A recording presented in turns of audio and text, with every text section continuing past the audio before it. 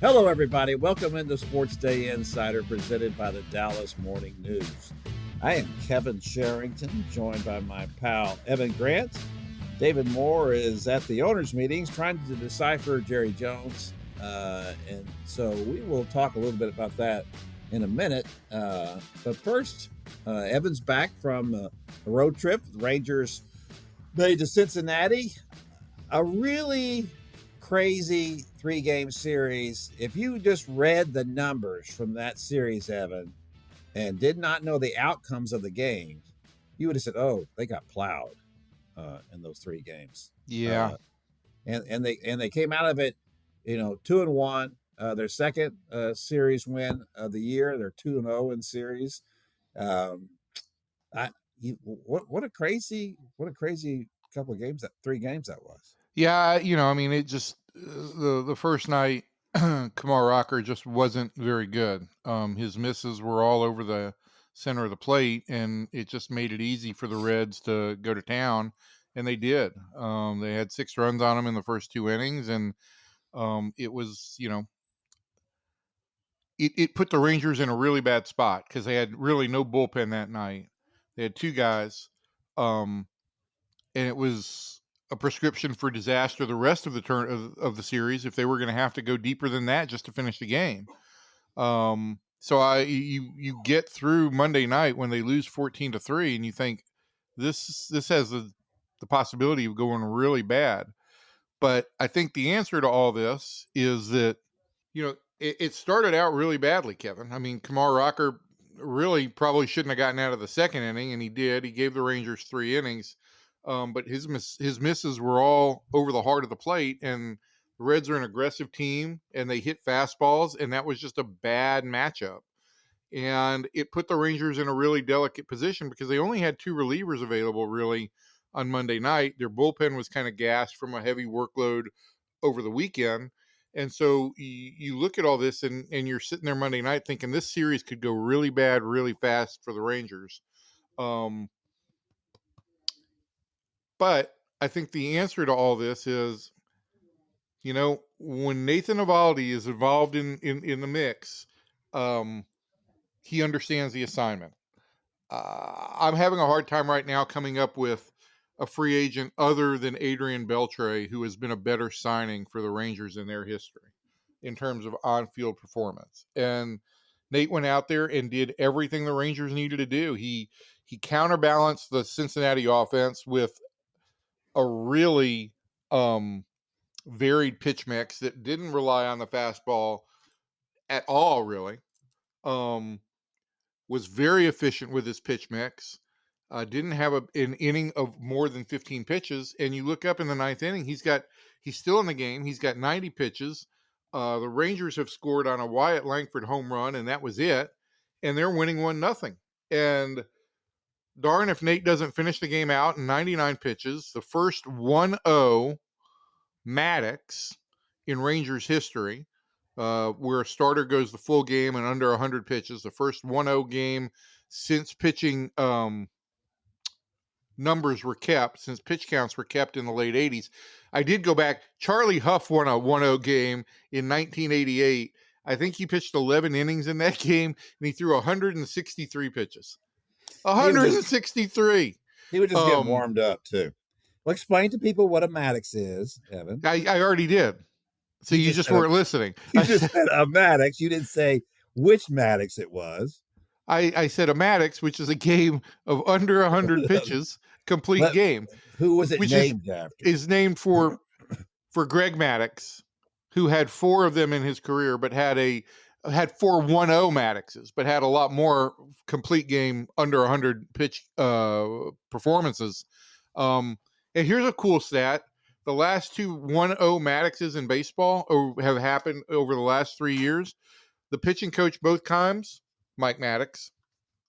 Greg Maddox's older brother. That's correct. Yeah. I'm assuming at this point in time that our audience is familiar with the Maddoxes. Oh, then let's not even use first names anymore. Let's just say, use whatever we want in there. Then why be specific about anything? Let's just assume that's what. All right, Sherrington.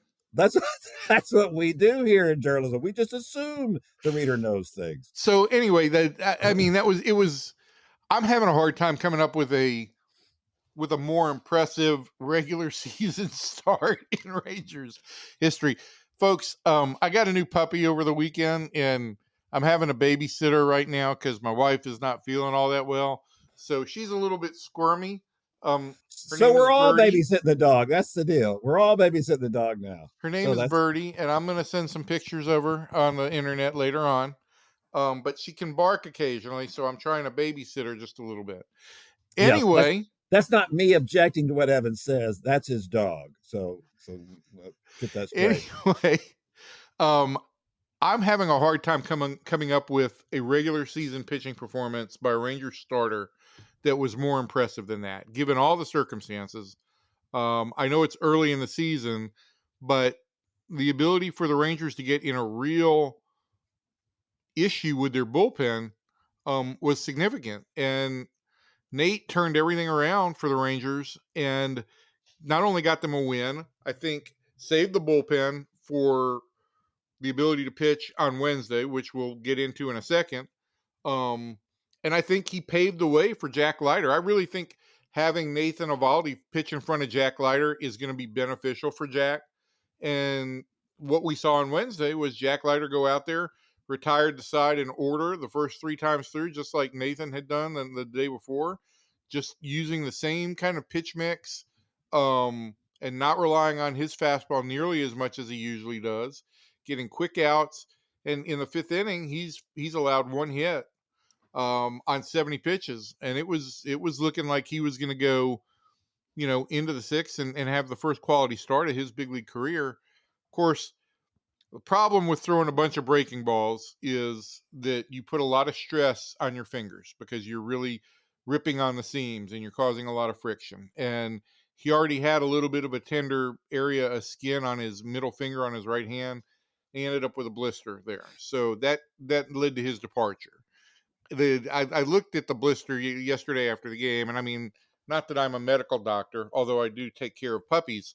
But I think that it didn't look terribly red. It just looked like the skin had been pulled off. And I think the Rangers are hopeful that with an extra day of rest, thanks to today's off day as we record this, he should be okay to go the next time they need him in Chicago. So for them to come out of there having won that series after that first game and to get those 2 pitching performances while the offense continues to struggle was just really, for me, an astounding feat. And I do need to go back and mention this. The 2 1-0 wins on back-to-back games, first time in Rangers history. Well, Evan, thanks for that monologue. We'll move over now to the Cowboys segment of the podcast. You asked me to recap the series. Man, take a breath in there somewhere. I was trying to ask you a couple of questions a couple of times, but you were just rolling so much, I didn't want to jump in there. Well, go ahead and ask. It's never stopped you from talking over me before, Kevin. Well, I have to. Between you and David, it's just like a constant. I feel like I'm jumping into the middle of the rapids all the time. Well, with David not here, I felt like I had to feel the time. Yeah. Yeah, thanks for that. Well, see, a couple of things here. First of all, I thought what you wrote about Leiter's performance in obviously the last game of that series and about the reaction to pitching after Nate Eovaldi was really telling because I thought that was for him to be the influence that he is on other pitchers anyway. I mean, whether he's pitching in front of him, behind him, whatever, just the fact that he's on the staff. One of the things about Eovaldi, and of course what you also said about him being the impact he's making as a free agent signing, I got to tell you, after what he did for the Rangers in that title run in 23 and how well he pitched then, and then, when the contract was up and it's like, they came back and they signed him, right? But it was almost like, in my mind, I'm thinking, why in the world wouldn't anybody want Nate Eovaldi? I mean, why isn't this like an automatic? Why don't people jump all over this? yes, there has been a little bit of an issue with his health and how much he's available. Well, there was a big issue with his health early in his career, for sure. Well, early in his career, but I'm saying like in the last couple of years, right? Because what Bruce Bochy said about him was that I don't know that I've ever seen a better. I guess the way he couched it was pitcher with the game in a pressure situation. That was just the puppy knocking a plate off the table. Yeah, no big deal. Everything's fine. Okay, good. That's good. Thanks for that. Is that yes? That's the way I feel about him. I feel like that in the time that Bruce Bochy's been here, and maybe it's just because we're both old guys, is that so many of my opinions dovetail with his. If I like something, if I like something about this player or what they do, he likes what that. And I'm thinking that he likes it first, and I'm just trailing along after that. Oh, so you're saying you could have been a Hall of Fame manager? Oh yeah, for sure. Yeah, no question about it. If I just maybe played baseball professionally, I could have done that. This is like that George Costanza thing, when Jerry's asking him, what do you think you could do? He goes, well, I'd like to be maybe a baseball announcer. He goes, well, it kind of helps if you actually played baseball. But anyway, no. My point is that it's not hard to figure out. Sometimes in baseball, people will tell you stuff. People who really know a lot about the game, and you'll just go, okay, I'm just going to have to take your word for this because I'm not seeing it, right? But with Bruce Bochy, when you have done something in especially in a big time situation like Nathan Eovaldi has done, and you do what he did the other day, it's like, yeah, this is special stuff what he does and what he's able to do on the field. You read from everybody else talking about Nate that, well, he's got the stuff of a number 3, but he's got the makeup of an ace. And that's the thing about him is that he makes all this work, whether he's got his fastball or not. And then what Jack Leiter said about him was that, as you wrote, he said that Nate told him, throw your soft stuff. Don't worry about the fastball against these guys. This is a fastball hitting team. And, that was obviously what happened to Kumar Rocker, right? He couldn't land his curveball, that big fat curveball he throws. And so then he was having to throw his fastball. Well, it doesn't matter how hard you're throwing that. They're killing it. And so it especially when Ellie De La Cruz is swinging the torpedo bat. The torpedo bat. Wow. That thing took the game by storm in the first week, didn't it? It's funny. We certainly heard about the torpedo bat on Monday night, but then when Ellie De La Cruz went 1 for 8 over the next 2 games, we didn't hear that much about it. No, there were a bunch of duds. There were no torpedoes the rest of the week. Yeah. So, well, and you and I talked about that too, as Tito Francona pointed out. These torpedo bats, yeah, they might make a little difference. It's more about who's wielding them than anything else. It's just like steroids. Steroids did not make you into into a good hitter. It made a good hitter a better hitter. The fact that you were on steroids because you were just stronger and make a quicker bat and all that. But if you couldn't barrel up a ball, you're not going to be able to be a great hitter just because you're taking steroids. It's the same thing with a torpedo bat. I do believe it's possible that if you're putting the fat part of the bat, in a better place where they can hit it, then yeah, it's going to be effective. But if you're not a good hitter, it's not going to. Well, I just want to say this about the torpedo bat and try and say it as quickly as I possibly can. Is what the Yankees are swinging versus what the rest of the league is swinging right now are different things. The Yankees have spent a lot of time measuring their players, basically creating like a golf club fitting for their players. Yeah. They've taken all the data on where the players hit the ball and where their misses are. And by misses, I'm not talking about swinging misses. I'm talking about just poorly hit balls. And for each player, almost individualized, they've moved the barrel or the heart of the barrel a little bit, maybe a quarter of an inch in some guys, maybe a half an inch in some guys. They've adjusted that, and not all the bats are the same. So though the Yankees have created a competitive advantage with those, the rest of the league may get some benefit from the torpedo bat, but I don't think that it's going to match up with what the Yankees have done, because this has been, it's not just a question of ordering bats. The Yankees have put science behind this, and I do think it's something that it's going to take the rest of the league to catch up a little bit. Yeah, that's interesting. I didn't know that. The fact that I didn't think of the Yankees as advanced analytics, right? We think of Tampa Bay for that. That's the organization that has all the really advanced, metrics. That's interesting that the Yankees have done that, but it makes perfect sense. I think it's a great analogy. Is The to Yankees are very savvy on analytics. They don't crow about it a ton, but they're very savvy. I mean, they were one of the first teams to have, and I'm going to write about the traject pitching machine that the Rangers have added this year, which is a whole different story, but it's basically a hologram of a pitcher throwing, a pitch in BP so that you can face Garrett Crochet before you're actually facing Garrett Crochet. And I do think that it's improved the Rangers' approach at home because the traject machine can't travel. It's a big, big deal. I think they're over $1 million a machine. But the Yankees were the first to put it into play. They've invested in technology and science at the top of the game. That's interesting. Well, but I think it's also a great analogy that you gave about like fitting a golf club. Why there shouldn't be anything left in the sport where it's just like, yeah, this just feels good to me. This is what I'm going to use. Or all the thousands of stories we've heard about guys and bats, right?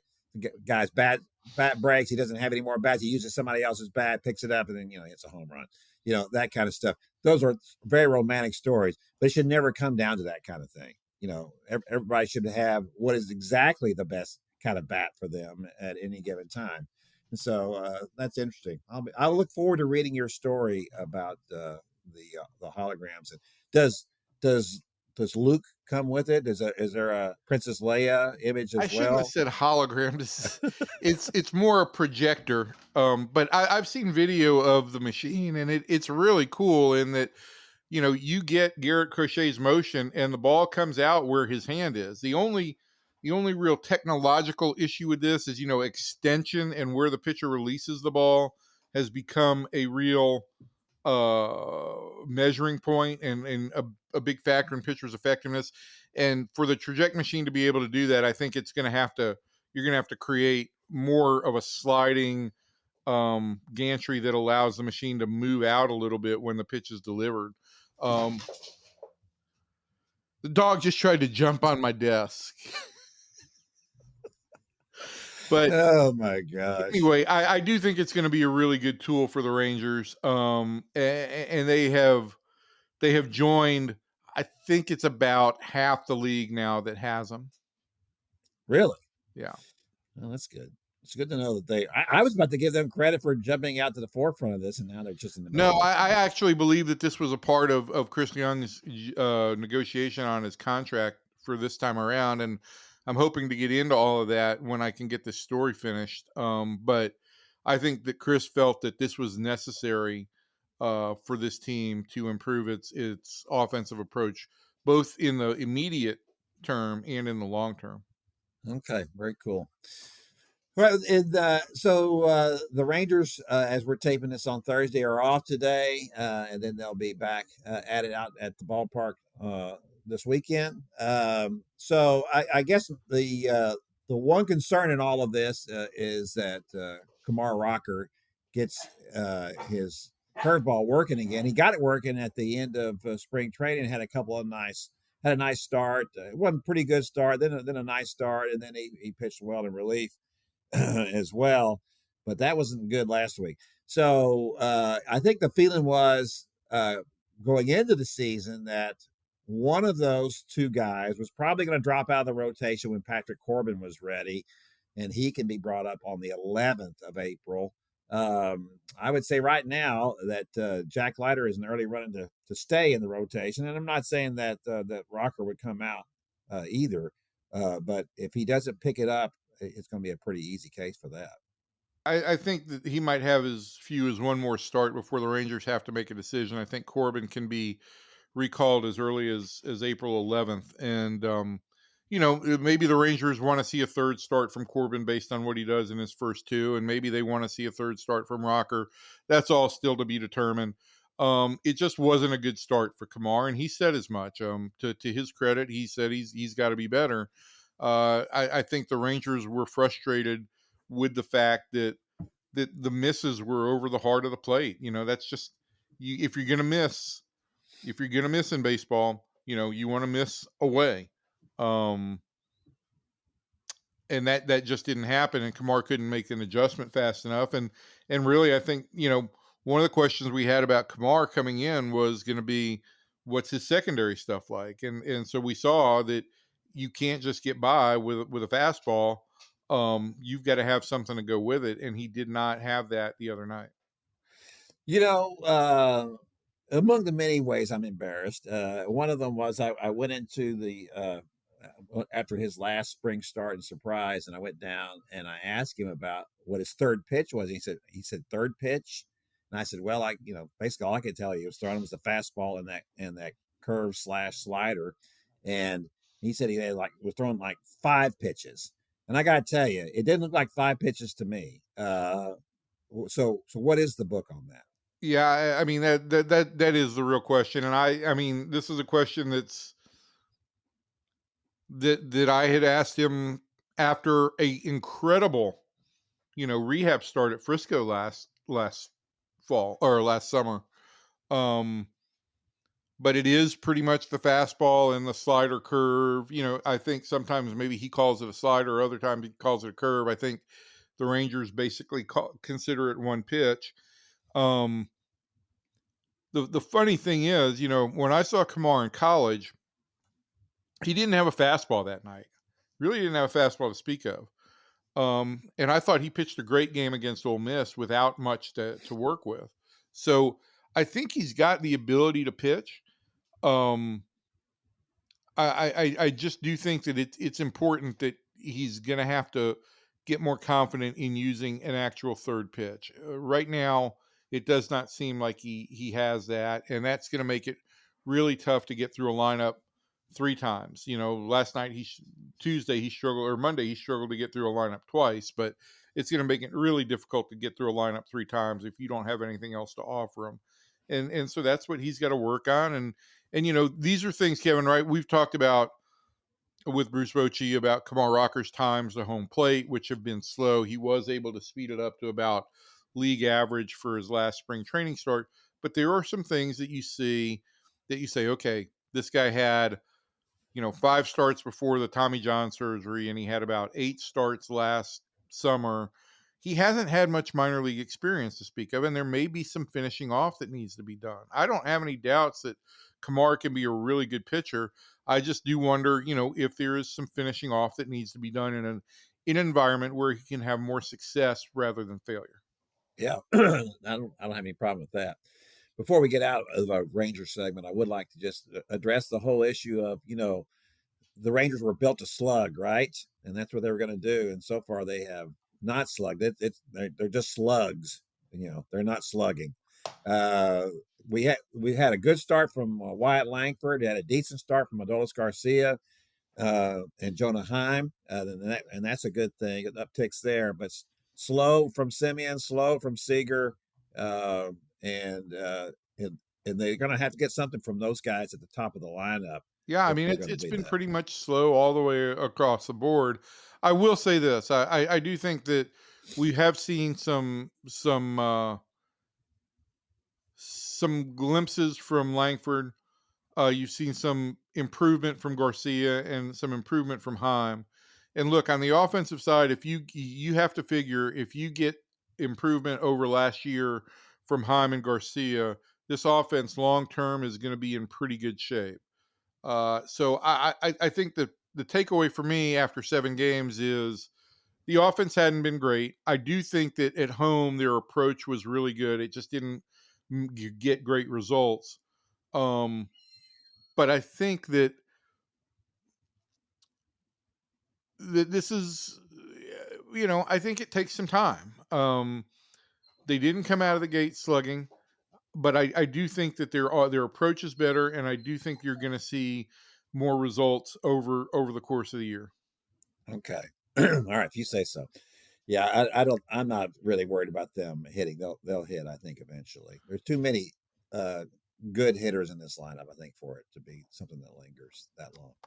All right, that's going to do it for the Rangers segment of our podcast. We're going to move over now and talk about the Cowboys. Of course, that's David is at the owners' meetings in Florida, and of course, once again, Jerry Jones says a lot of crazy stuff and draws a lot of attention to himself. Sometimes I think he just does it. Just he knows he's saying something stupid just so people will pay attention.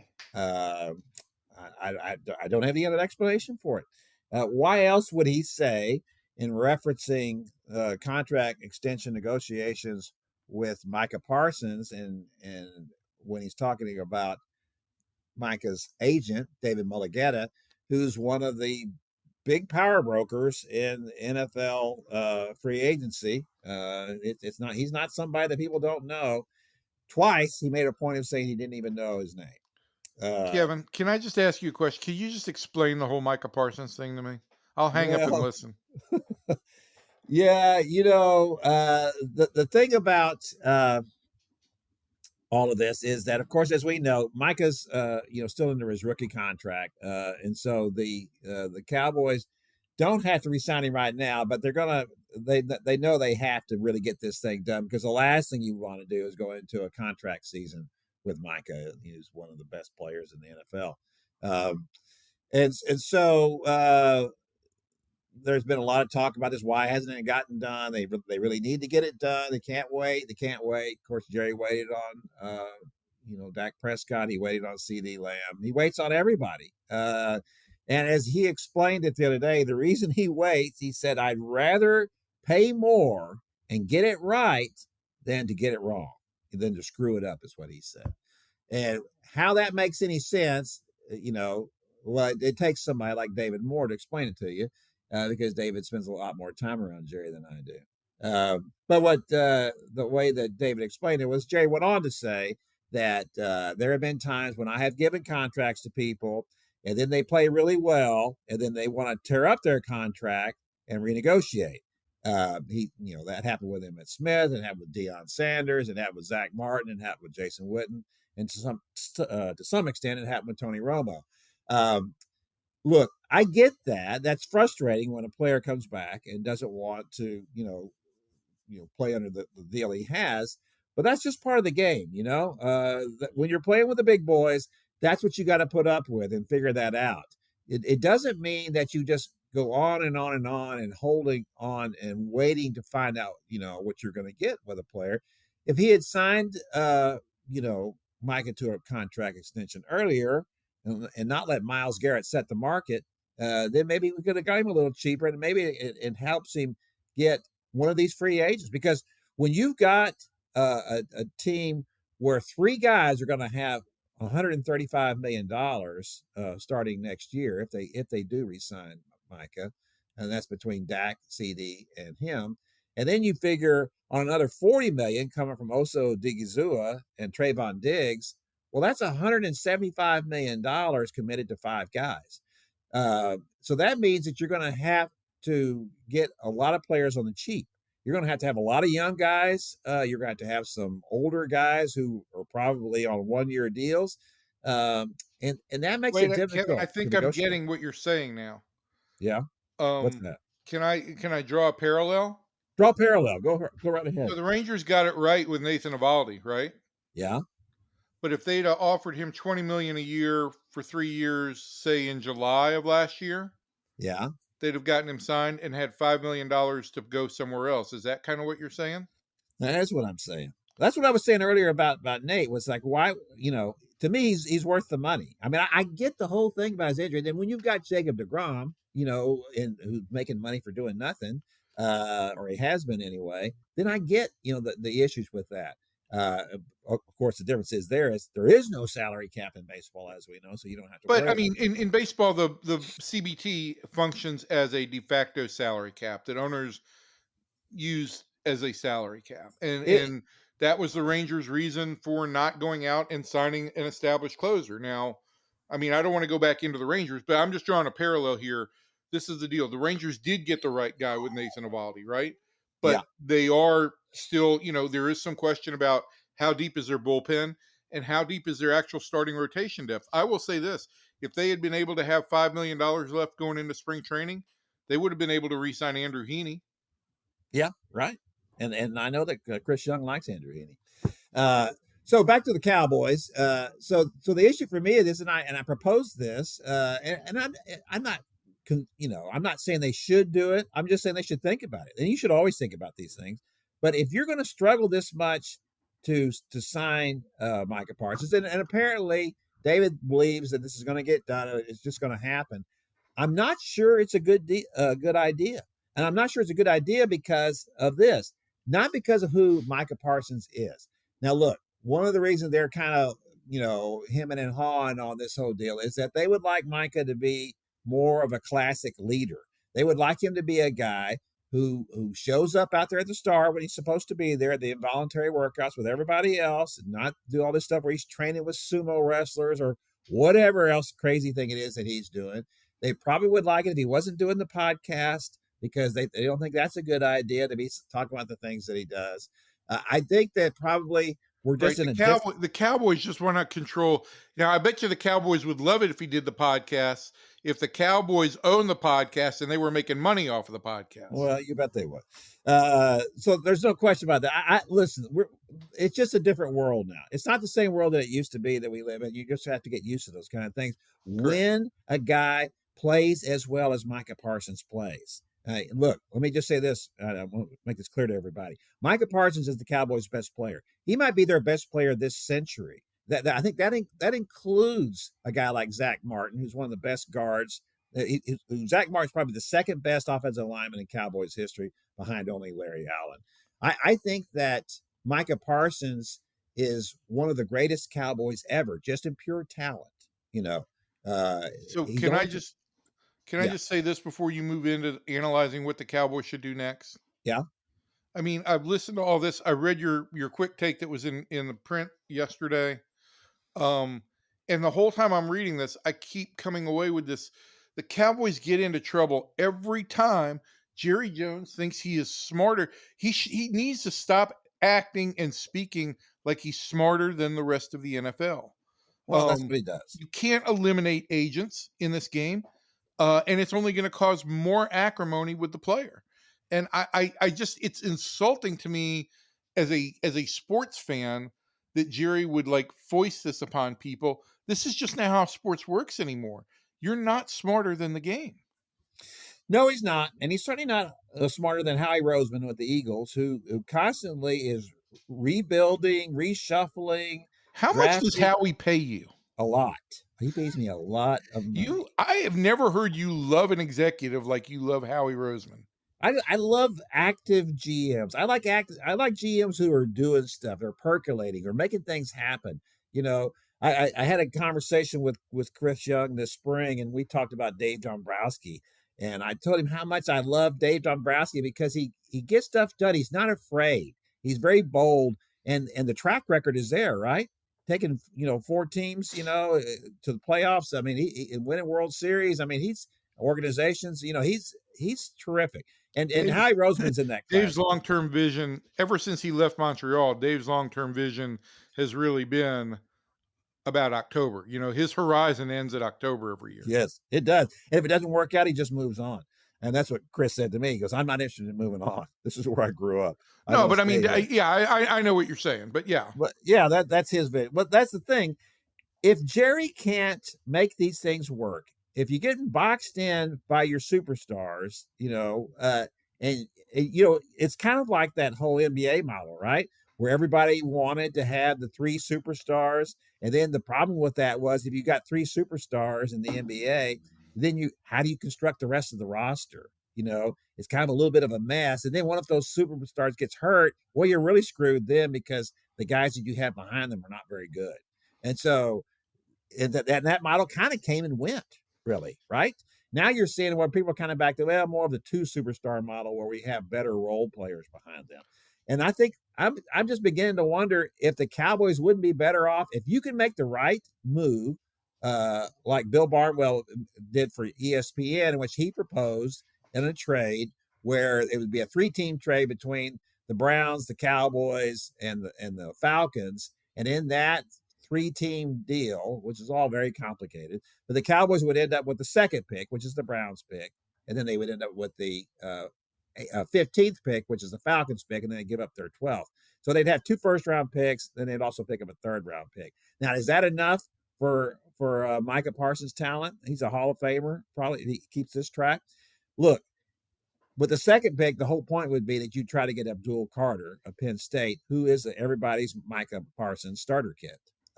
He had 12 sacks this year after they moved him over. They did basically the same thing with Abdul Carter that they did with Micah Parsons.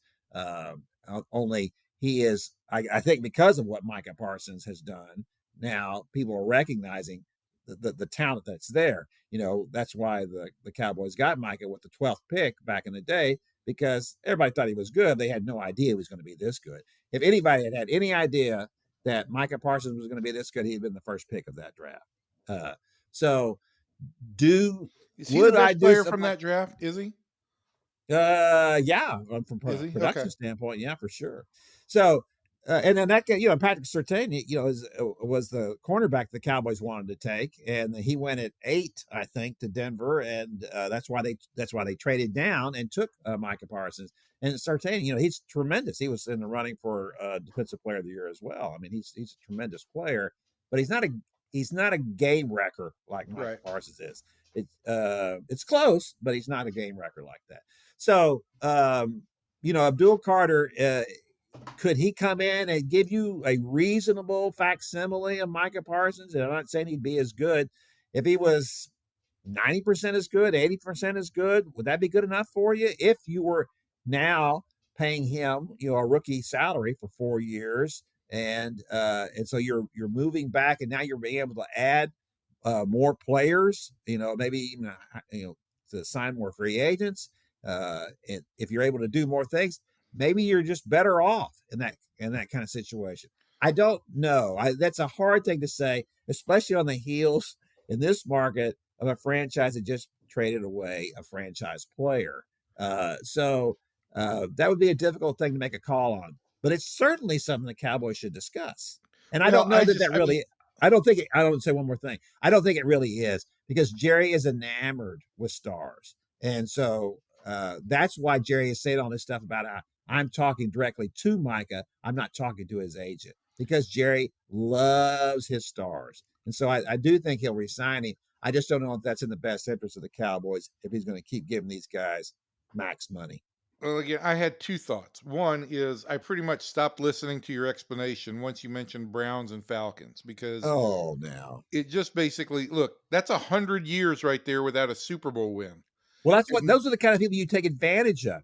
That's why they haven't won. You go to those because they don't know what they're doing, and you rip them off. That's the whole point. Well, I'm not so confident that Jerry's going to rip anybody off, but I do think that sometimes you are what your trading partners are, and that is inept. And the second thing is, I just keep going back to that quote that Jerry had about the Micah Parsons deal, and how he's not talking to the agent, and how he's the guy, explaining in such a condescending manner, I write the check and he signs the check. I can't see how anybody in the market, fan, player, Micah, his agent, wouldn't read that quote and just be boiling mad, because it's just it's condescending and insulting in so many ways. Well, it is. You would think it would help. And what's the point of doing that, right? And you're in the middle of negotiations. Why would you try to insult the agent? I mean, and clearly, in my mind, he is trying to drive a wedge between Micah and his agent when he does that kind of thing. Because, he as he said, he negotiated directly with Zach Martin. He negotiated directly with some other players over the course of his career. And remember, back in the day, we used to always say about Jerry, the problem was that he was too close to his players, right? Because the players were jumping over the position coaches and the head coach and going directly to Jerry to make complaints about things. They could get in there and they could help run things. I don't think that happens anymore. It doesn't happen like it used to, but it probably, not certainly on scale. It is happening individually now with a guy like Micah Parsons. But Jerry's missing the point. Yeah, maybe Zach Martin he could negotiate directly with, but Parsons has said he wants his agent there. Yeah. Respect the player's negotiation stance, because anything else, look, I mean, I don't want to get into socioeconomics or political or anything, but I think more and more you just see this. If I'm a millionaire and I'm negotiating with a billionaire, I'm 100% convinced that that billionaire is going to try and take advantage of me. And that is the message that Jerry is sending everybody, that I'm going to outsmart everybody and get Micah Parsons for cheaper than he should get. Yeah, I don't know if I would say that, but then he just said, I'd rather pay more and not screw it up. So who says that? I mean, that's what's so crazy about all this stuff with Jerry. It's just a bunch of blather. And it makes for, it fills airtime and it fills up print and the rest of it. The problem in the end is that, as I said, is that he will end up paying this guy because he likes him. That was the problem back in the day. Look, in the 90s, let me give you a specific example. He signs a fullback who's a very nice guy and is a very nice player, but he signed him to a nice big contract when he shouldn't have, and that's the problem, is that back in the day, he was given the players that he really liked big deals, big contracts. And I don't think he does that as much anymore. They are better about managing their cap than they used to be. Of course, back in the early part of his career, there wasn't a cap. So he could do those kind of things, and it got him into trouble. He wanted his players to love him, I think. Certainly the good players to love him. And I think that was part of his ego. He liked that part of it. He's different now from what he is. Of course, that was 35 years ago. So obviously he's going to be different. But it's still a mess. There's no question about that. They are a mess, and they are approaching a zone where you're going to have some really high priced players who are really good, and the rest of the team is not so good. And that's a mess. You don't want to be there. You either want to be at a point where everybody is that all dovetails together, the talent all melds well, or you want to be in a position where you can just bottom out and start all over again. But that's hard to do when you're going to have those kind of contracts. They got a lot of work to do. Let's move on from Jerry talk. How's the dog? How's the dog handling all that? How's Birdy handling? Birdy is lying in my tennis ball chair right now. She's hanging in. She's hanging in there. All right, we're going to move over then.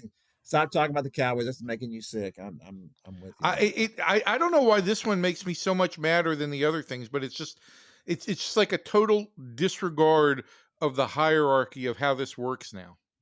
Well, there's no question about that.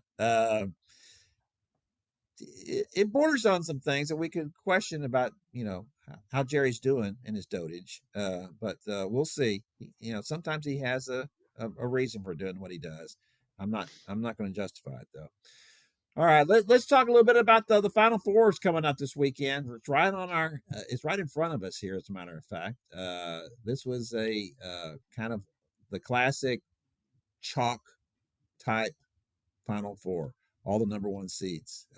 So it was. And we're reading. It was funny. I'm reading more and more that, like, with NIL, right, you're not going to have the Cinderella stories as much anymore, because that takes a year or two to kind of build those teams. And the minute that those teams have a good player, he's transferring somewhere else. That is a long time power.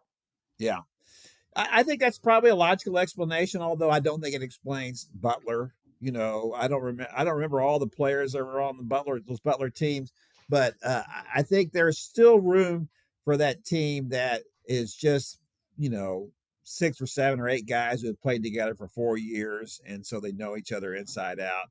And a little bit like in the Olympics, when you see these countries and they don't have any great players on them, but they've been playing together for 10 or 15 years, and so they know each other so well, and they use that cohesiveness to get on a nice run. I think that's still possible, but there's no question that the players that in those mid majors who were good players that people just didn't know about coming out of high school, they have moved on Yep.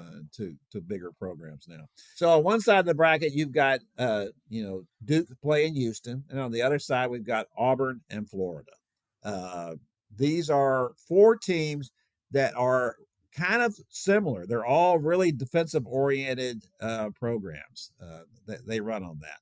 So it's going to be interesting to see how that works. I have, of course, a vested interest in the Houston Duke angle. Not only did I grow up in Because Houston, you graduated from Duke. yes, I would. I don't think I could have graduated from Duke if I had started back then. And you gave me all these years to do it. I went to the University of Houston, graduated from there, and then I covered U of H for the old Houston Post from 1982, the spring of '82, after they lost their first Final Four to Michael Jordan in North Carolina. I was assigned to the beat right after that. And then I covered them through into the fall of 1985. So I covered the last two Final Four runs by Houston back then. I wrote a column about not really comparing those teams to these teams, because there's no comparison. Kelvin Sampson is a much different kind of coach than Guy Lewis was. Kelvin really stresses defense. Guy Lewis, they ran these zone traps, and they were very good and very effective, but obviously they were famous for dunking the ball, right? I mean, that's why they were called Phi Slama Jama. So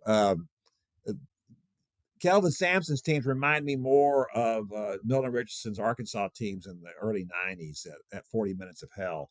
They just get in people's faces, and they just don't stop. They do. One of the things that they do on defense that's so remarkable to me is that when the ball handler goes behind a screen, when he comes out of the screen, he's now got two guys on him, and the whole point of the ball screen is to get you open, right? And now you've got two guys on you. It's remarkable how they execute it. It's a pleasure to watch.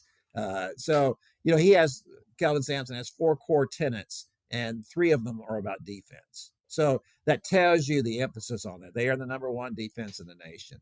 Of course, Duke has a very good defense as well. They're the 7th ranked defense in the nation, and they've got Cooper Flagg, who is going to be, the top pick in the draft. So that is going to be a really good game, I think. I think if Houston remains true to its identity, I think that they will win that game. The problem for Houston, in my mind, is that when you expend that much energy on defense, it has to come with a cost, and that cost is your offense.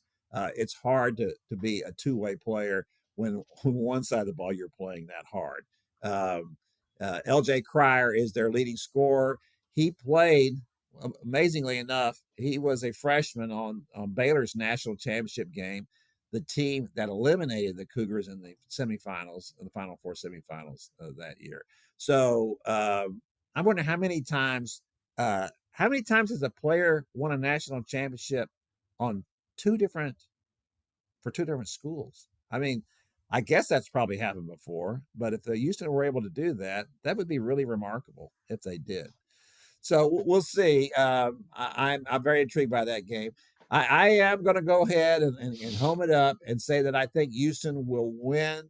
They will beat Duke, and then I think Auburn will beat Florida, and I think that Houston will beat Auburn for the title. So, Evan, who do you have in the Final Four? Kevin, how long have you known me? About 20 minutes. How many times have I ever picked against an SEC team? Well, I mean, you're going to have two of them in this. I know. And so here, let's do this. We'll make a bet. Okay. Let's make a bet. All right. I'll take the winner of that side of the bracket, and you can have the winner of the Duke Houston game, and we'll bet lunch. Lunch? What? Where are we going to have lunch? S&D, our favorite place. Wow. Okay. Now you're talking. Okay. So really, I don't care. I mean, I know the women in my home would like for me to be picking Florida, and I really like what I saw from Walter Clayton Jr. My heritage makes me pull for Bruce Pearl a little bit. It's always nice to have a good, nice young Jewish man coaching in the Final Four. But I think the SEC was the best league in basketball this year. As we know, it's a basketball conference now. Yeah. And so I will give my wife the nod this one time, and I will go with the Gators. Chomp chomp. And let's just say that Florida beats whoever comes out of the other side of those two fine academic institutions. I think you're taking a shot at Cougar High when you say that. I was taking a shot at Duke.